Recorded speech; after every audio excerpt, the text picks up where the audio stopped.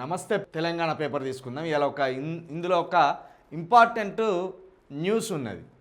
ఇదే వేయేళ్ల సంస్కృతి విచ్ఛిన్నమా, ఇటు హననం అటు ఉత్సవమా. కోటి రూపాయలు ముఖ్యం కాదు, కోట్లాది ప్రజల గుండెల్లో తల్లి ముఖ్యం. అందుకే పురస్కారాన్ని తిరస్కరించిన తెలంగాణ తల్లిని మార్చడం అంటే మన ప్రతీకలను అవమానించడమే.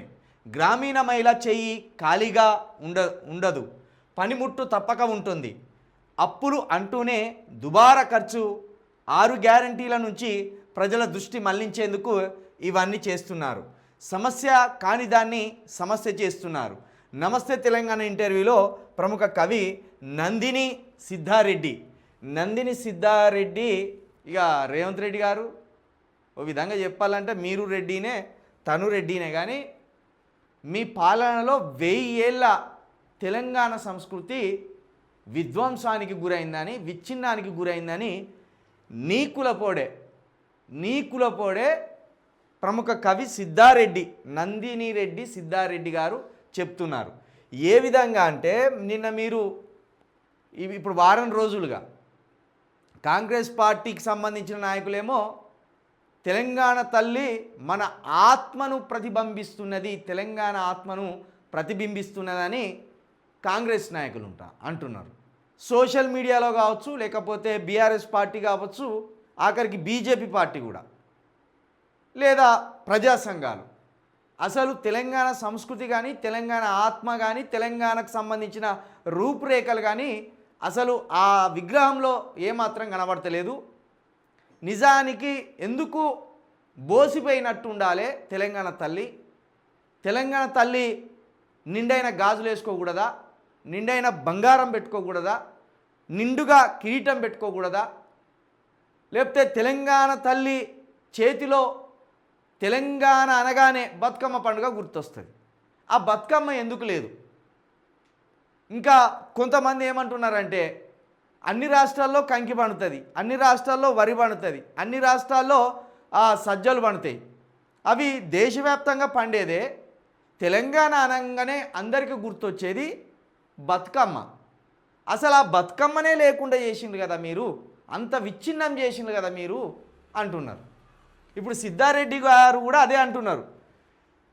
ఈయన ఏమంటున్నారంటే ఈ ఇంటర్వ్యూ మొత్తం చూస్తే కేసీఆర్ తయారు చేయించిన విగ్రహం కాదు, లేకపోతే ఆ రూపం కాదు, కేసీఆర్ ముఖ్యమంత్రిగా ఉన్నప్పుడు చెక్కించింది కాదు, అది అంతకుముందే ఉన్నది.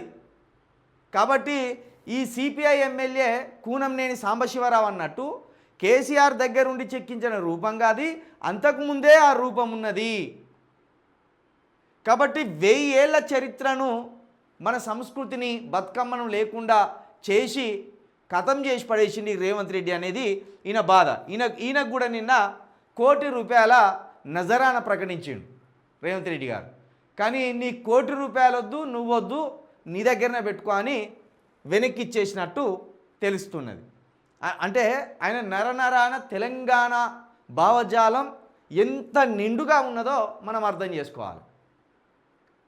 రేవంత్ రెడ్డి గారు 100% తెలంగాణకు వ్యతిరేకంగా పనిచేస్తున్నారు. బతుకమ్మ మొత్తమే తీసేసి మరి సోనియా గాంధీ చెప్పిందా, ఇంకెవరన్నా విధవలు చెప్పిందా తెలియదు, కానీ నువ్వు ఇట్లా చేయి పెట్టడం ఏంది? ఇది నిండైన వస్త్రధరణ ఉంటే తప్పేంది, కలగా ఉంటే తప్పేంది, ఒంటి నిండా బంగారం ఉంటే తప్పేంది? అసలు ఆ విగ్రహంలో పోరాట స్ఫూర్తి లేదు. ఈయన అన్నట్టు పోరాట స్ఫూర్తి లేదు. గ్రామీణ మహిళ చెయ్యి ఖాళీగా ఉండదు, ఏదో ఒక పనిముట్టు ఉంటుంది.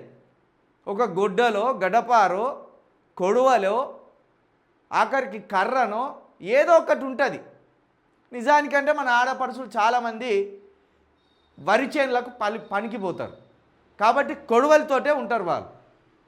ఒక చేతిలో బతుకమ్మ పెట్టి, ఒక చేతిలో కొడవలు పెట్టి, నువ్వు అన్నట్టు ఈ వరి ధాన్యమో, ఆ మొక్కజొన్నో నీకు నచ్చింది ఏదో పెట్టుకుని అయిపోయింది. అట్లా చేసిండు. కాబట్టి ఇది కేసీఆర్ చేసిన బొమ్మ కాదు. రేవంత్ రెడ్డి పంతానికి పోయి ఈ తెలంగాణ ప్రజలను క్షోభ పెట్టే ప్రయత్నం చేస్తున్నాడు. ఈ తెలంగాణ సంస్కృతిని విచ్ఛిన్నం చేస్తున్నాడు. నువ్వు మొత్తం గాంధీ భవన్లో కావచ్చు, సెక్రటరియట్లో కావచ్చు, లేదా అక్కడున్న ప్రజాభవన్లో కావచ్చు, మొత్తం లైట్లేసి రంగురంగుల లైట్లేసి తమతోటి మ్యూజికల్ నైట్ పెట్టినంత మాత్రాన అది తెలంగాణ సంస్కృతి కిందికి రాదు. తెలంగాణ సంస్కృతి అంటే ఈ రాష్ట్రానికి ప్రధానమైన రెండు పండుగలు, ఒకటి బతుకమ్మ, రెండు బోనాలు. ఇవే ఈ రాష్ట్ర పండుగలు. ఈ రాష్ట్ర పండుగల సంస్కృతికి సంబంధించి ఆ విగ్రహంలో కనీసం కనబడపోతే నువ్వెందుకు, ఆ విగ్రహం ఎందుకు? కాబట్టి సిద్ధారెడ్డి చెప్పినట్టు 100% రేవంత్ రెడ్డి గారు 6 గ్యారంటీల నుండి ప్రజల ఆలోచనను పక్కకు జరపడానికి తెలంగాణ సంస్కృతిని విధ్వంసం చేస్తూ కాంగ్రెస్ పార్టీ నాయకురాలు సోనియా గాంధీ దయ కోసం తప్పిస్తున్నట్టు కనబడుతున్నది.